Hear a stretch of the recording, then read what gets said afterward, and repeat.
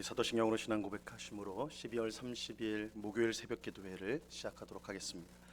전능하사 천지를 만드신 하나님 아버지를 내가 믿사오며 그 외아들 우리 주 예수 그리스도를 믿사오니 이는 성령으로 잉태하사 동정녀 마리아에게 나시고 본디오 빌라도에게 고난을 받으사 십자가에 못 박혀 죽으시고 장사한 지 사흘 만에 죽은 자 가운데서 다시 살아나시며 하늘에 오르사 전능하신 하나님 우편에 앉아 계시다가 저리로서 산 자와 죽은 자를 심판하러 오시리라.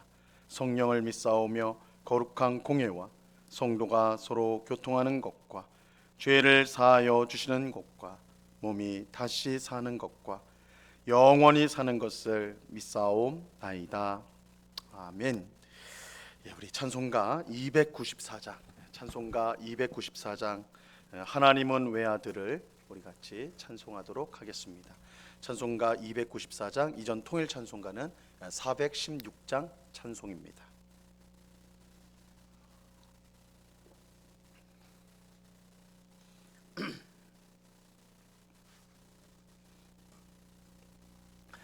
찬송가 294장을 같이 찬송하도록 하겠습니다. 하나님은 외아들을 주시는 데까지 세상 사람 사랑하니 참 사랑이로다. 하나님은 사랑이라 죄악에 빠졌던 우리까지 사랑하니 참 사랑 아닌가. 하나님을 배반하고 멀리 떠난 우리 원수같이 대적하나 사랑하여 주네. 하나님은 사랑이라 죄악에 빠졌던 우리까지 사랑하니 참 사랑 아닌가. 세상 죄를 사시려 우리 죽을 대신 성자 예수 십자가에 고난 받으셨네. 하나님은 사랑이라 죄악에 빠졌던 우리까지 사랑하니 참 사랑 아닌가. 이 사랑에 감사하여 곧 주께 나오라. 고난 영혼 주께 맡겨 구원으로 드라. 하나님은 사랑이라 죄악에 빠졌던 우리까지 사랑하니 참 사랑 아닌가.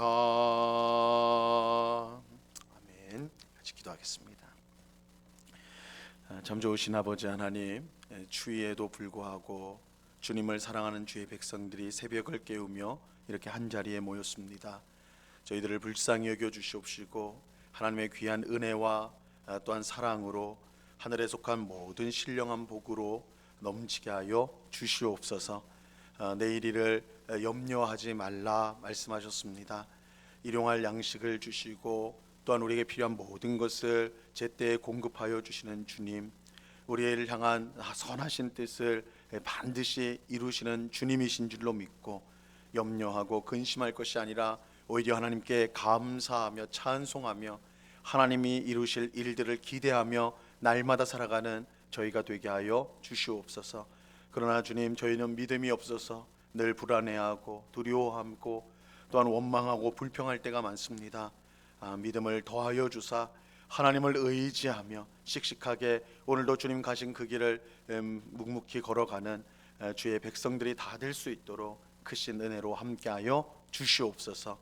이 시간 주의 말씀을 듣고자 합니다. 성령 하나님께서 밝히 조명하여 주셔서 말씀의 뜻을 깨닫게 하옵시고 말씀을 통해 하나님의 은혜가 얼마나 큰지를 알게 하사 하나님만 찬송하며 하나님을 기쁘시게 하는 삶을 살기로 다짐하는 복된 이 시간이 될 수 있도록 은혜 베풀어 주시옵소서.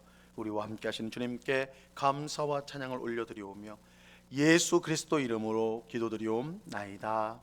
아멘. 우리 하나님 말씀을 다 같이 봅니다. 마태복음 3장 13절로 17절까지의 말씀을 우리가 다 같이 보도록 하겠습니다. 마태복음 3장 13절로 17절까지의 말씀입니다.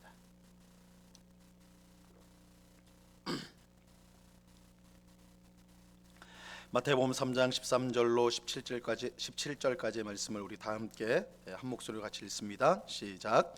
이때 예수께서 갈릴리로부터 요단강에 이르러 요한에게 세례를 받으려 하시니 요한이 말려 이르되 내가 당신에게서 세례를 받아야 할 터인데 당신이 내게로 오시나이까? 예수께서 대답하여 이르시되 이제 허락하라. 우리가 이와 같이 하여 모든 의를 이루는 것이 합당하니라 하시니 이에 요한이 허락하는지라. 예수께서 세례를 받으시고 곧 물에서 올라오실새 하늘이 열리고 하나님의 성령이 비둘기같이 내려 자기 위에 임하심을 보시더니 하늘로부터 소리가 있어 말씀하시되 이는 내 사랑하는 아들이요 내 기뻐하는 자라 하시니라. 아멘. 세례자 요한은 왕이신 예수님 앞서 와서 그의 길을 준비하는 사명을 감당하였습니다. 이를 위해 그는 유대 광야에서 자기에게 나오는 사람들에게 회개를 외쳤고 세례를 베풀었습니다. 그런데 요한은 자신이 물로 베푸는 세례는 곧 오실 예수님이 베푸실 세례와는 비교할 수가 없다라고 말했어요. 자기는 물로 세례를 베풀지만 예수님은 성령과 불로 세례를 베풀 것이기 때문입니다. 이런 점에서 세례자 요한의 물 세례는 예수님이 베푸실 성령과 불 세례의 예고편 혹은 그림자라고 할 수가 있습니다. 그런데 이것과 관련해서 오늘 우리가 읽은 본문은 우리를 깜짝 놀라게 하는 한 사건을 말씀해 주고 있습니다.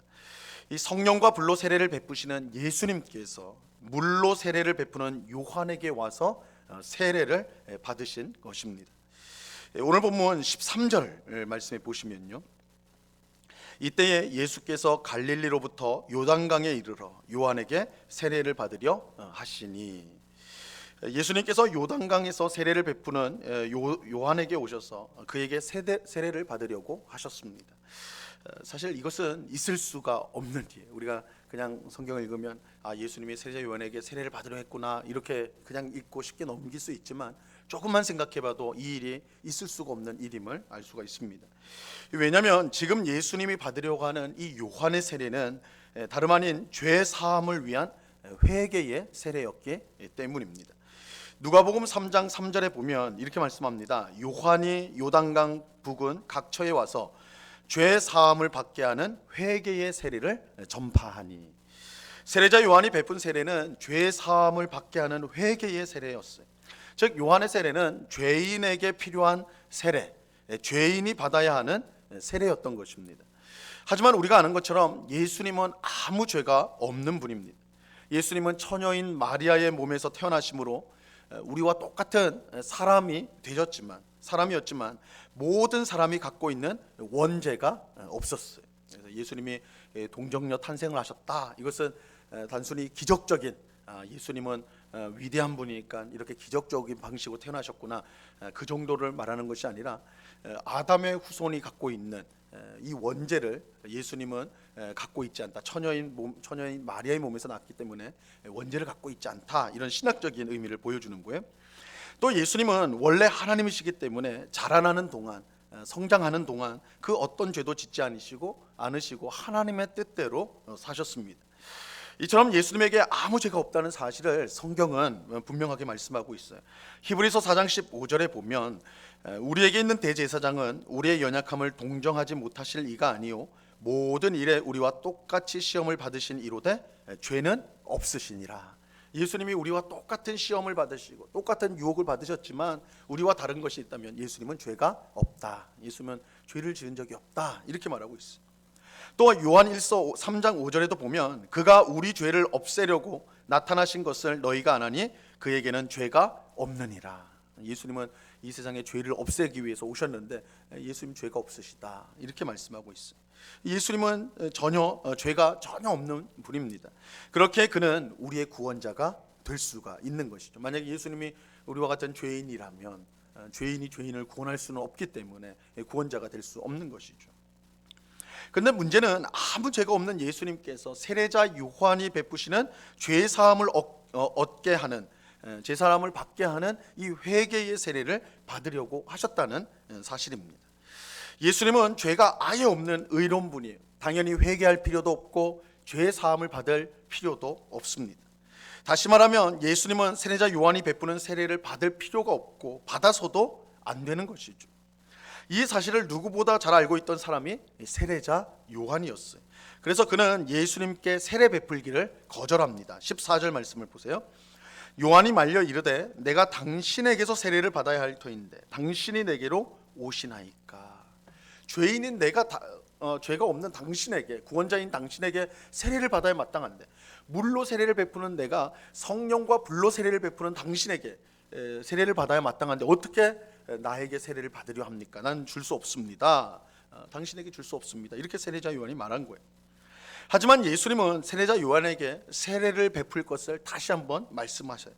그러면서 이 세례를 통해 모든 의가 이루어질 것이다. 이렇게 말씀하셨어요. 15절 말씀입니다. 예수께서 대답하여 이르시되 이제 허락하라. 우리가 이와 같이 하여 모든 의를 이루는 것이 합당하니라 하시니 이에 요한이 허락하는지라. 예수님은 세례자 요한이 베푸는 세례를 받으심으로 모든 의가 이루어진다고 말씀하셨고 이 말씀을 들은 세례자 요한이 결국은 예수님에게 세례를 베풀었습니다. 분명 죄가 없는 예수님은 세례자 요한이 베푸는 세례를 받을 필요가 없었어요. 세례자 요한도 그것을 알고 거절하였습니다. 하지만 예수님은 자신이 세례를 받는 것이 모든 의를 이루는 것이다 말씀하셨어요. 예수님은 왜 죄인이 받는 세례를 받으셨고 그것이 왜 모든 의를 이루는 것이라 일이라 이렇게 말씀하셨던 것일까요? 예수님이 받을 필요가 없는 세례를 일부러 받으셨다. 받을 필요가 없는 것을 일부러 받으셨다라는 것은 거기에 분명 중요한 뜻이 담겨 있기 때문입니다. 그러니까 할 필요가 없는데 그 일을 하였다라는 것은 그 일에 어떤 중요한 또한 특별한 의미가 있기 때문인 것이죠. 아무 죄가 없는 예수님이 죄 사함을 위한 세례를 받은 것은 사실 자신을 위한 것이 아니었습니다. 이것을 아는 것이 중요해요. 예수님이 세례자 요한에게 세례를 받았지만 예수님 자신을 위해서, 모든 사람은 자기를 위해 세례를 받는데 예수님은 자기를 위해 세례를 받은 것이 아니었어요. 예수님이 세례를 받으신 것은 자기를 위해서가 아니라 그가 구원하려는 자기 백성을 위한 것이었습니다. 그러니까 구원을 하고자 하는 백성을 위해서 예수님 대신 세례를 받으신 거예요. 다시 말하면 예수님은 자신의 죄 때문에 세례를 받은 것이 아니라 죄인들을 대신하여 세례를 받으셨던 것입니다. 그리고 이러한 예수님의 세례는 죄인들을 위한 그의 십자가 죽음과 깊은 관련이 있습니다. 예수님의 세례는 예수님의 십자가 죽음과 관련이 있어요. 누가복음 12장 50절에 보면 예수님께서 이렇게 말씀하셨습니다. 나는 받을 세례가 있으니 그것이 이루어지기까지 나의 답답함이 어떠하겠느냐. 예수님은 내가 받아야 될 세례가 있다 이렇게 말씀을 하셨어요. 이 세례는 곧 있을 예수님의 십자가 죽음을 가리키는 것이었어요. 내가 받을 세례가 있다 이렇게 할 때 그 세례의 의미는 십자가 죽음, 내가 곧 십자가에서 죽어야 한다, 이 말씀이 이 뜻인 것입니다. 예수님께서 자신이 받을 세례와 십자가 죽음을 연결시키는 것은 매우 중요한 의미를 가지고 있습니다. 그것은 예수님께서 죄인을 대신하여 십자가에서 죽은 것처럼, 그건 우리가 다 알죠. 예수님은 자기 죄로 인해서 십자가에 죽은 게 아니라 바로 우리의 죄를 대신하여 십자가에서 죽으셨는데, 그것처럼 예수님은 죄인을 위해 세례를 받았음을 알려주는 것입니다. 이 세례와 예수님의 십자가가 연결되는 것은 예수님의 십자가가 우리 죄인을 위한 것인 것처럼 세례 또한 우리 죄인을 위한 것이었음을 알려주는 것입니다. 아무 죄 없는 예수님께서 왜 죄인이 받는 세례자 요한의 죄 사함의 세례를 받으셔야 했는가? 예수님께서 죄인을 구원하기 위해 죄인의 자리에 대신 서 있기 위해서였던 것입니다. 그러니까 세례자 요한에게 세례를 받는 그 자리는 예수님이 아닌 사실 우리의 자리인데 예수님이 우리 대신 그 자리에 서 계셨던 것입니다. 이것이 하나님께서 예수님을 통해 이루신 구원의 방식이에요. 이것이 구원의 방식이에요. 하나님은 자기 아들을 우리와 같은 사람으로 이 세상에 보내시고 우리의 모든 죄를 그에게 담당시키고 그를 심판하심으로 우리를 대신 구원하여 주셨던 것입니다. 이게 하나님의 구원 방식이에요. 자기 아들을 우리 죄인을 대신하는 그 자리에 있게 하셨어. 우리 대신 심판을 받아, 우리 대신 세례를 받고 심판을 받아 결국 우리가 그를 대신하여 구원을 받는, 예수님 때문에 구원을 받도록 하는 것이 하나님의 구원 방식인 것입니다. 이렇게 보면 예수님의 세례는 곧 우리의 세례예요. 우리의 세례입니다. 예수님께서 우리 대신 세례를 받으셨기 때문입니다. 우리는 예수님과 함께 세례를 받게 되고 그 결과 예수님과 함께 우리의 옛사람이 십자가에서 죽고 예수님과 함께 새 사람으로 부활하게 되었습니다. 그래서 예수님과 연합하게 된 거예요. 예수님과 연합해. 그래서 예수님의 세례는 우리와 예수님을 연합시키는 그런 사건이라고 할 수가 있어요. 사도 바울은 로마서 6장 3절과 4절에서 이렇게 말씀하였습니다. 잘 들어보세요. 무릇 그리스도 예수와 합하여 세례를 받은 우리는 그의 죽으심과 합하여 세례를 받은 줄을 알지 못하느냐. 그러므로 우리가 그의 죽으심과 합하여 세례를 받음으로 그와 함께 장사되었나니 이는 아버지의 영광으로 말미암아 그리스도를 죽은 자 가운데서 살리심과 같이 우리로 또한 새 생명 가운데서 행하게 하려 함이라. 우리는 예수님과 함께 세례를 받아 그의 죽으심이 우리의 죽음이 되었고 그의 부활이 우리의 부활이 되었습니다. 바로 이것을 위해 예수님께서 아무 죄가 없으셨지만 세례자 요한에게 세례를 받으셨던 것입니다. 이를 통해 우리를 구원하기 위한 하나님의 뜻이 완전히 성취되었습니다. 이것이 예수님께서 모든 의를 이루는 것이다 라고 말씀하신 뜻이 되는 것입니다. 그래서 예수님께서 세례를 베풀기를 원하지 않는, 거부하는 세례자 요한에게 이렇게 함으로써 우리가 모든 의를 이루는 것이다 라는 것은 예수님이 우리를 위해서, 죄인들을 위해서 대신 세례를 받아 예수님과 우리 죄인이 연합되어서 그의 죽음이 우리의 죽음이 되고 그의 부활이 우리의 부활이 되어 우리를 구원하는 것, 이것이 하나님의 뜻인데 이 세례가 그 하나님의 뜻을 이루는 것이기 때문에 모든 의를 이루는 것이다, 이렇게 예수님이 말씀하셨던 것입니다. 한편 세례자 요한에게 세례를 받으신 예수님이 물 밖으로 나올 때, 예수님의 세례는 머리에 물을 뿌리는 정도가 아니라 물속에 온몸이 담겨지는 거라고 말씀드렸죠. 그래서 물속에 들어갔다가 물 밖으로 나올 때 성령님이 비둘기같이 내려와 그에게 임하셨습니다. 16절 말씀을 보세요. 예수께서 세례를 받으시고 곧 물에서 올라오실새 하늘이 열리고 하나님의 성령이 비둘기같이 내려 자기 위에 임하심을 보시더니, 우리는 이 말씀 보면서 성령님은 비둘기처럼 생겼구나. 그래서 우리가 비둘기를 성령님의 상징으로 해가지고 그림도 많이 보고 그리고 이렇게 하는데, 이건 실제로 성령님이 비둘기처럼 생겼다는 말은 전혀 아닙니다. 비둘기 같이니까 비둘기처럼 생겼다 이런 뜻이 아니라 성령님은 영이시기 때문에 형체가 없으세요. 다만 그것을 우리 사람이 인식하기 위해서 표현을 이렇게 한 것이다. 그걸 기억하셔야 됩니다. 예수님이 세례를 받으시고 나오실 때 하늘에서 비둘기처럼 성령님이 임하셨다는 것 또한 매우 중요한 의미를 갖고 있습니다. 예수님의 세례가 십자가 죽음과 연결이 된다면, 예수님의 세례가 십자가 죽음과 연결이 된다면, 이 세례 후에 성령님이 임하신 사건은 예수님의 부활과 승천 후에 오순절에 성령이 임하신 사건과 연결이 되는 것입니다. 관련이 있어요. 그러니까 이 예수님이 세례받는 사건 이 자체가, 세례를 받으시고 나오실 때 성령이 임하신 이 사건이 바로 예수님을 통해 이루어질 구원 역사를 미리 보여주는 아주 그런 의미심장한 사건이라고 말할 수가 있는 것입니다. 또 예수님에게 성령님이 임하는 것을 통해 그가 성령으로 기름 부음을 받은 왕임을, 그래서 예수님이 예수 그리스도다, 예수 그리스도라고 할 때 이 그리스도란 말이 기름 부음을 받은 자다라는데, 예수님은 바로 성령으로 기름을 부음 받은 진정한 왕이시다. 그리고 성령으로 기름을 부음 받음으로 이제 그가 메시아로서, 그리스도로서, 왕으로서의 사역을 이제 시작하신다. 이것을 보여주는 것입니다. 그런데 성령님만 하늘에서 임하신 게 아니에요. 하나님의 음성도 하늘로부터 임하게 됩니다. 17절 말씀을 보세요. 하늘로부터 소리가 있어 말씀하시되 이는 내 사랑하는 아들이요 내 기뻐하는 자라 하시니라. 성부 하나님께서 자기의 뜻에 순종하여 죄인들을 대신하여 세례를 받은 예수님을 보고 이는 내 사랑하는 아들이요 내 기뻐하는 자라, 이렇게 말씀하셨습니다. 아주 공식적으로 딱 선포를 하셨습니다.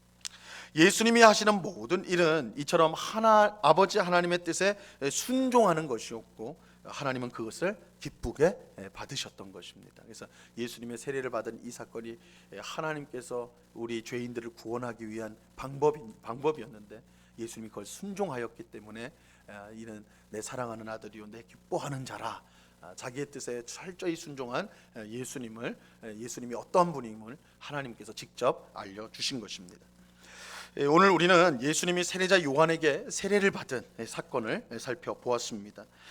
예수님이 세례를 받으신 이유는 죄인을 구원하기 위해 죄인의 자리에 대신 오신 것입니다. 우리의 자리에 예수님이 오신 것입니다.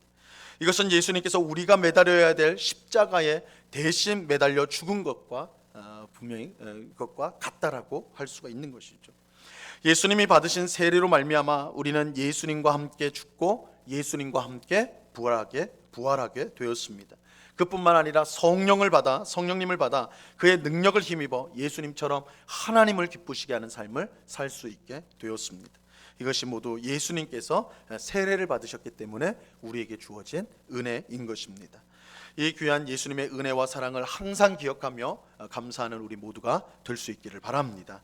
우리가 예수님과 함께 죽고 부활하셨음을 분명히 알고 우리가 새 사람으로서 하나님을 기쁘시게 하는 삶을 살 수 있게 되기를 바랍니다.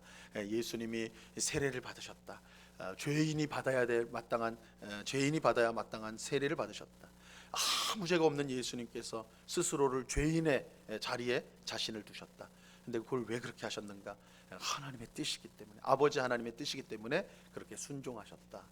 이것을 하나님께서, 하늘 아버지께서 기뻐하시고 내 사랑하는 자요 내 기뻐하는 자다, 이렇게 말씀하셨다는 것을 기억하면서 우리 또한 오늘도 하나님의 뜻, 이 세상의 뜻이나 나의 뜻이 아닌 하나님의 뜻을 순종함으로써 이는 내 사랑하는 자녀다, 내 나를 기쁘게 하는 자라, 이렇게 인정을 받고 하나님께 영광을 돌리는 우리가 될 수 있기를 바랍니다. 이 은혜가 이 새벽에 기도하는 우리 모두에게 충만히 임하기를 우리 주님의 이름으로 간절히 축원합니다.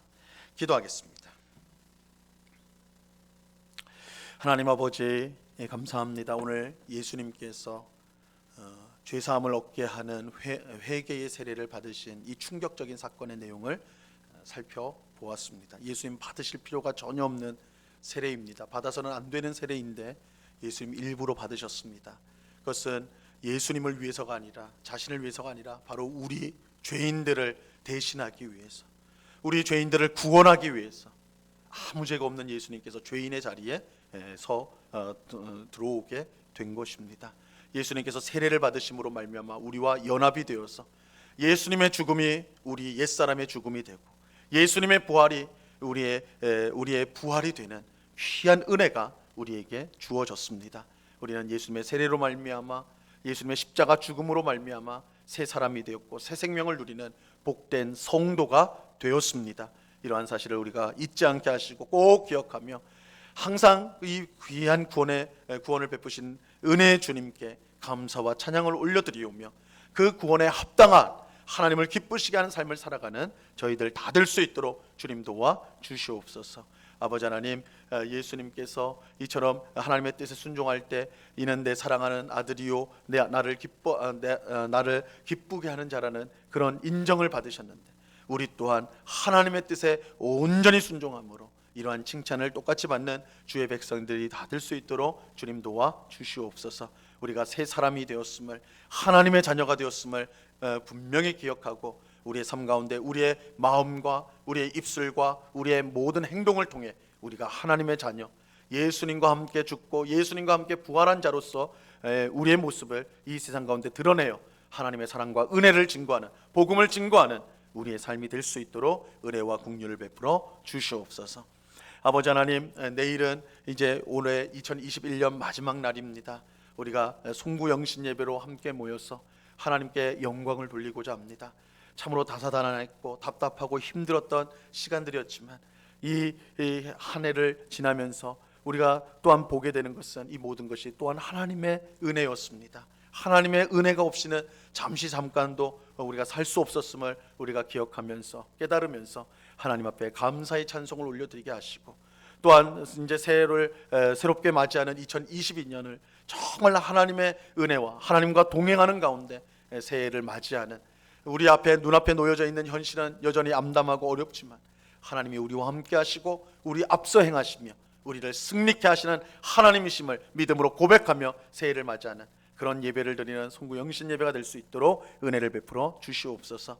우리 다음 주 한 주간은 특별 새벽 기도회로 함께 모이게 됩니다. 새해를 맞이하며 무엇보다 하나님 앞에 엎드리기를 원합니다. 주님의 은혜를 구하기를 원합니다. 하나님의 도움 없이는 우리가 살 수 없음을 겸손히 고백하며 은혜와 능력을 구하는 복된 시간 되게 하옵시고 하늘에서 하나님의 뜻이 이루어진 것처럼 우리의 가정에, 우리 교회에, 우리의 일터에, 우리가 있는 모든 곳에 하나님의 뜻이 이루어지기를 소망하며 기도하는, 그러므로 그 기도를 통해 하나님과 더 친밀해지고 또한 하나님의 귀하신 은혜와 능력을 체험하는 복된 은혜의 시간이 될 수 있도록 하나님 역사하여 주시옵소서.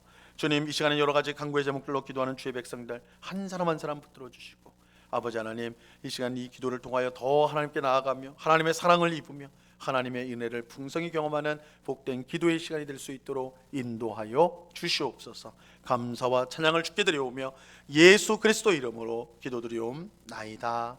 아멘. 하늘에 계신 우리 아버지여, 이름이 거룩히 여김을 받으시오며 나라에 임하옵시며 뜻이 하늘에서 이룬 것 같이 땅에서도 이루어지이다.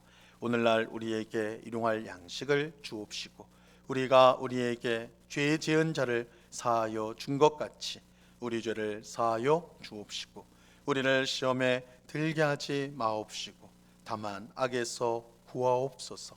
대개 나라와 권세와 영광이 아버지께 영원히 있사옵나이다. 아멘.